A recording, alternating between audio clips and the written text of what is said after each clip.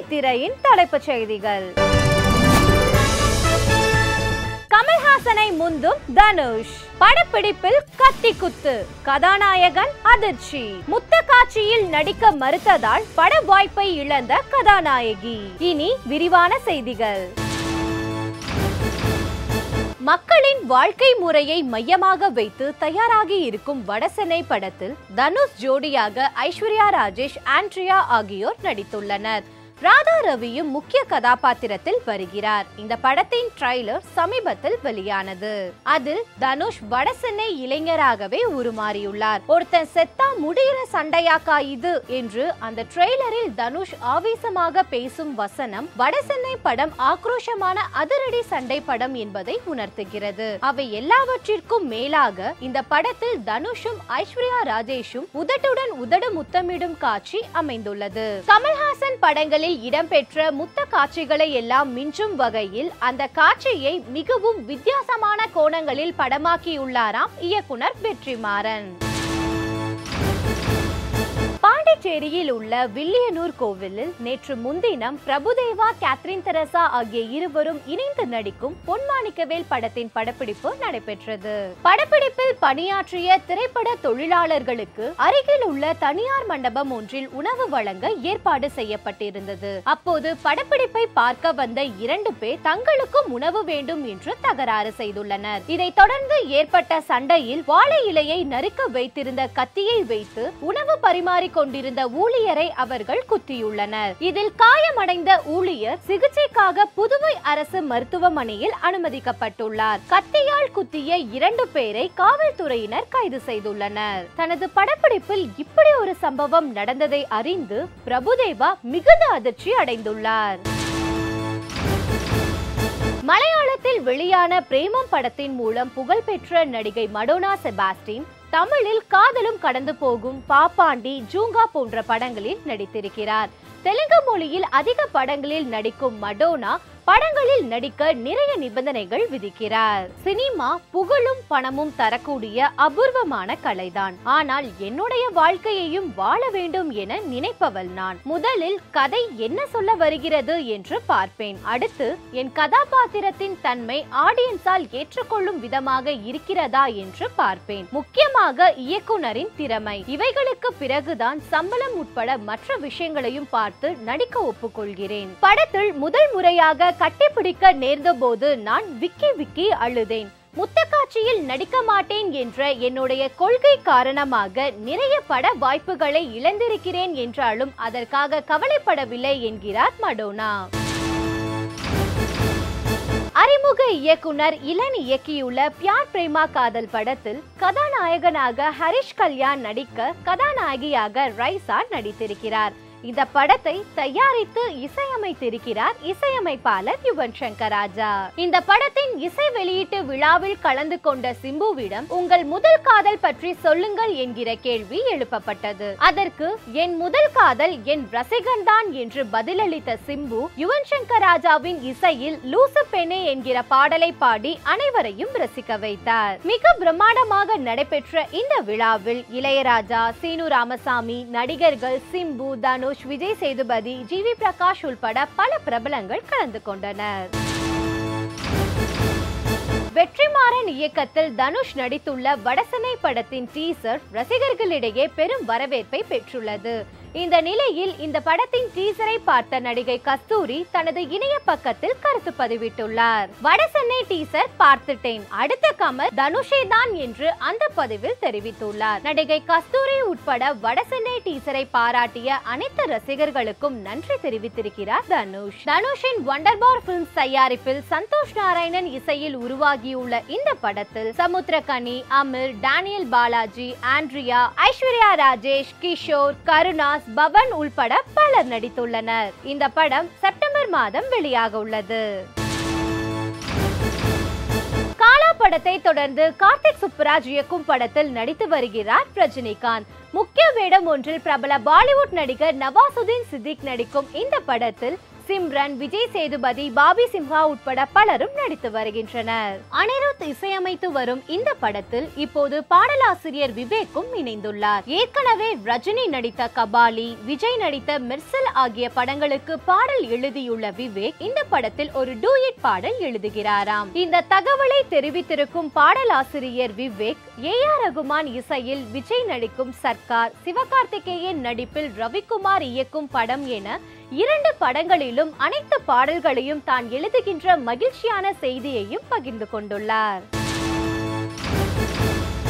சமீபத்தில் கணவர் அபிஷேக் பச்சன் மகள் ஆராத்யாவுடன் லண்டன் சென்றிருந்தார் நடிகை ஐஸ்வர்யா ராய்.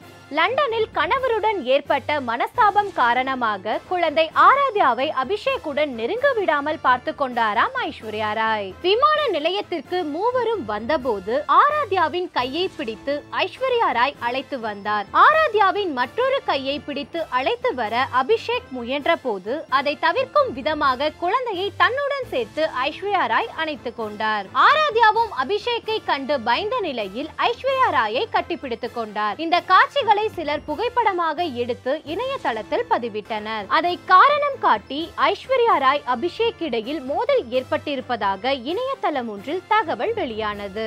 இதை கண்டு ஆத்திரமடைந்த அபிஷேக் பச்சன், எங்களுக்குள் சண்டை என்பது போல் இணையதளத்தில் பொய்யான தகவல் பரப்புவதை நிறுத்திக் கொள்ளுங்கள், உள்நோக்குடன் இது போன்ற பொய்யான தகவல்களை பரப்ப வேண்டாம் என்று கருத்து தெரிவித்துள்ளார்.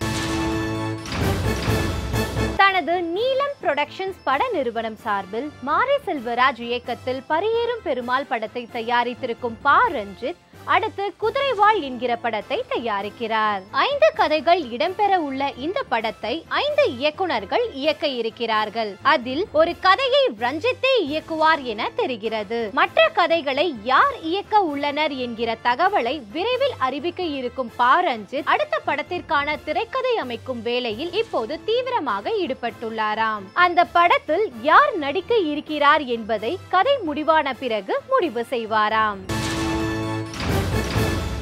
பல படங்களில் நகைச்சுவை வேடங்களில் நடித்து வரும் சூரி வாய்ப்பு கிடைக்கும் போதெல்லாம் தனது சொந்த ஊரான ராஜாக்கூர் செல்வதை வழக்கமாக வைத்திருக்கிறார். அண்மையில் ராஜாக்கூர் சென்ற அவர் ஊரில் நடைபெற்ற கோவில் திருவிழாவில் கலந்து கொண்டார். அப்போது உறவினர்களுடனும் நண்பர்களுடனும் சேர்ந்து ஒயிலாட்டம் ஆடிய அந்த வீடியோவை இப்போது தனது இணைய பக்கத்தில் வெளியிட்டிருக்கிறார். இன்று தமிழில் ஓரளவுக்கு பெயர் தெரிந்த நடிகனாக நான் உயர்ந்திருக்கிறேன் என்றால் அதற்கு காரணம் என்னுடைய தந்தைதான். அவர்தான் என்னுடைய நடிப்புக்கு முன்னோடி என்கிறார் சூரி.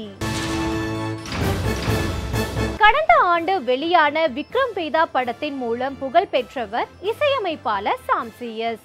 அதன் பிறகு தியா, இரவுக்கு 1000 கண்கள், மிஸ்டர் சந்திரமௌலி ஆகிய படங்களுக்கு இசையமைத்த அவர் இப்போது வஞ்சகர் உலகம் என்கிற படத்திற்கு இசையமைத்து வருகிறார். இந்த படத்தில் ஒரு பாடலை யுவன் சங்கர் ராஜா பாடியிருக்கிறார். ஜோக்கர் படத்தில் நாயகனாக நடித்த குரு சோமசுந்தரம் முக்கிய வேடத்தில் நடித்து வரும் இந்த படத்தை மனோஜ் பீதா என்பவர் இயக்கி வருகிறார். கதாநாயகிகளாக சாந்தினி, அனிஷா நடிக்க இந்த படத்தின் படப்பிடிப்பு பெரும்பகுதி முடிவடைந்துள்ளதாம்.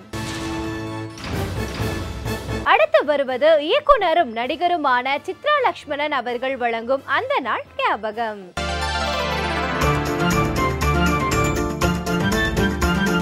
எம்ஜிஆரை சுட்ட வழக்கு நீதிமன்றத்தில் நடைபெற்ற போது அங்கே தராத வாக்குமூலத்தை கதாசிரியர் ஆரூர் தாசிடம் கொடுத்தார் எம்.ஆர். ராதா.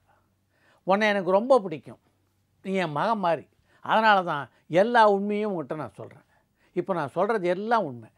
நான் பெரியார் வழியை பின்பற்றுவேன், அதனால் சத்தியம் கித்தியம் அதெல்லாம் சொல்லி எனக்கு பழக்கம் இல்லை. எம்ஜிஆரை சுடுறதுக்காக நான் துப்பாக்கியை தோட்டத்துக்கு எடுத்துகிட்டு போகல. அவரை சுடணும்னு நான் நினச்சிருந்தா ஸ்டூடியோலேயே சுட்டிருக்க மாட்டேனா, சுட்டுடுவேன் அப்படின்னு சொல்லி மிரட்டுறதுக்காக தான் துப்பாக்கியை எடுத்துகிட்டு போனேன். 2 மாதத்தில் முடிக்கணும்னு ஆரம்பித்த பெட்ரோல் தான் பிள்ளையா படம் முடியறதுக்கு பல மாதம் ஆயிடுச்சு. எம்ஜிஆரை வச்சு பூஜை போட்டால் போதும், அடுத்த நிமிஷமே படம் விற்றுரும். அப்படி விற்று வர்ற பணத்தில் உங்களுக்கு கொடுக்க வேண்டிய 1 லட்ச ரூபா கொடுத்துட்டு மீதி பணத்தில் படத்தை முடிச்சிடுவேன்னு பாசு சொன்னதை நம்பி நான் இறங்கிட்டேன். படம் முடிய தாமதமானதுனால படம் எதிர்பார்த்தபடி வியாபாரம் ஆகலை. அதனால் எல்லா பாரமும் என் தலையில் வந்துருச்சு. தேவையில்லாமல் நான் மாட்டிக்கிட்டேன். அப்படி இப்படின்னு படத்தை ஒரு வழியாக முடித்து ரிலீஸ் பண்ணிவிட்டு அடுத்தபடியாக ஃபைனான்ஸுக்கு கோயம்புத்தூரில் ஒரு பார்ட்டியை பார்த்து பேசி முடிச்சுட்டு கார்ட் ஷீட் கேட்கறதுக்காக தோட்டத்துக்கு நாங்கள் போனோம். சும்மா சொல்லக்கூடாது, நான் இடுப்பில் துப்பாக்கி சொருவி வச்சுருந்தது பாவம் வாசுக்கு தெரியாது. அன்றைக்கி தோட்டத்துக்கு புறப்படுறதுக்கு முன்னாடி நான் ஒரு தப்பு செஞ்சுட்டேன். அது என்னன்னா, வாசு வீட்டில் சாப்பிட்றதுக்கு முன்னாடி ஒரு 1/4 பாட்டிலும், அதுக்கப்புறம் தோட்டத்துக்கு புறப்படுறதுக்கு முன்னாடி இன்னொரு 1/4 பாட்டிலும் சரக்கு ஏற்றிக்கிட்டார். கோயம்புத்தூர் பார்ட்டியை முன்னாடி கொண்டு வந்து காட்டுங்க அப்படின்னு ராமச்சந்திரன் சொன்னதும் எனக்கு ஆத்திரம் வந்தது. அந்த ஆத்திரத்தில் ரிவால்வரை உருவி நெற்றி பொட்டில் வைக்கிறதா நினச்சிக்கிட்டு அவருடைய காதில் வச்சுட்டேன்.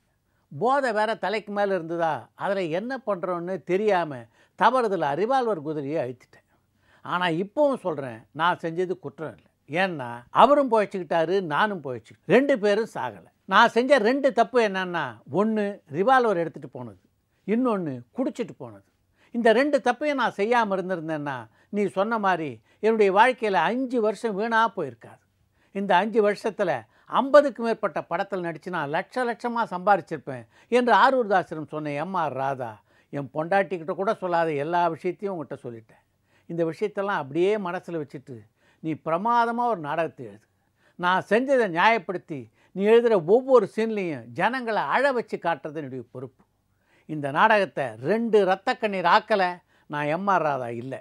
உன்னுடைய எழுத்து, என்னுடைய நடிப்பு, இந்த 2ம் சேர்ந்து இந்த நாடே குலுங்கணும். நாளை காலையில் நம்ம வீட்டுக்கு வந்துரு, நம்ம வீட்டு மாடியிலேயே உட்காந்து நீ எழுதலாம். அன்றைக்கி உனக்கு படத்துக்கு எழுதுறதுக்கு அட்வான்ஸ் கொடுத்தேன், இப்போ நாடகத்துக்கு அட்வான்ஸ் கொடுக்குறேன், வாங்கிக்க என்றார். நாளை காலையில் நீயே வந்துடுறியா இல்லை நான் வண்டி அனுப்பணுமா என்று எம்.ஆர். ராதா கேட்டபோது தானே வந்து விடுவதாக கூறிய ஆரூர்தாஸ் அடுத்த நாள் எம்.ஆர். ராதா வீட்டுக்கு போகவும் இல்லை, எம்.ஆர். ராதா வீட்டிலிருந்து வந்த டெலிஃபோன் அழைப்புகளுக்கு பதில் சொல்லவும் இல்லை. எம்.ஆர். ராதாவோட நட்பாக இருந்தவர்களில் கதாசிரியர் மா லட்சுமணனும் ஒருவர்.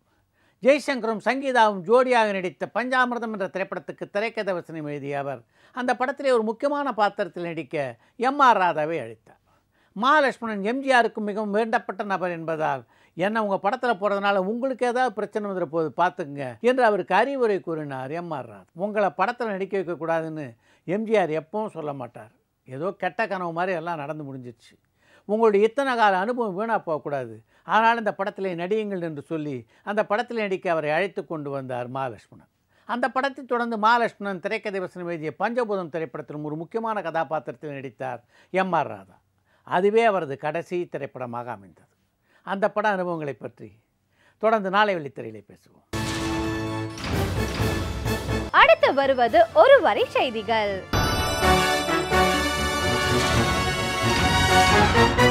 விக்ரம் நடிக்கும் அடுத்த படத்தை அசுரவதம் படத்தை தயாரித்த 7 ஸ்கிரீன் ஸ்டுடியோஸ் நிறுவனம் தயாரிக்க இருக்கிறது.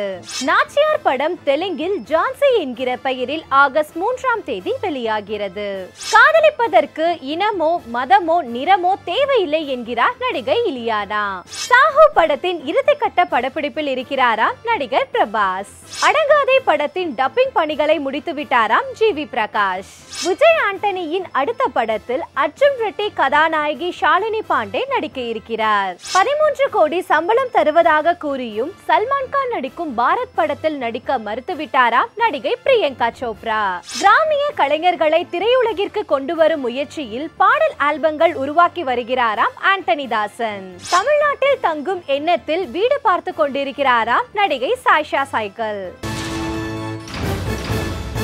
அடுத்து வருவது ரகசியம்.